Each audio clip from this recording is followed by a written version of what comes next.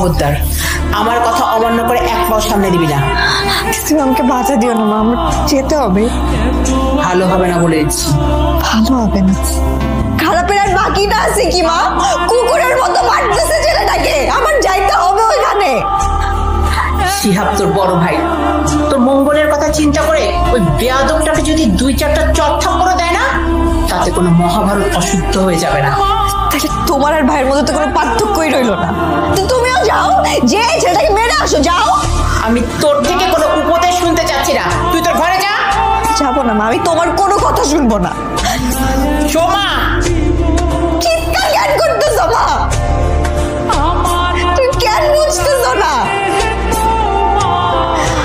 সেটা তো খারাপ না, আমাকে ভালোবাসে, কি অন্যায় করছে? 2টা বছর একটা ছেলে একটা রুমাল নিয়েছিল শুধু আমার জন্য। আজকালকার দিনে এমন ছেলে কই পাওয়া যায়? হ্যাঁ,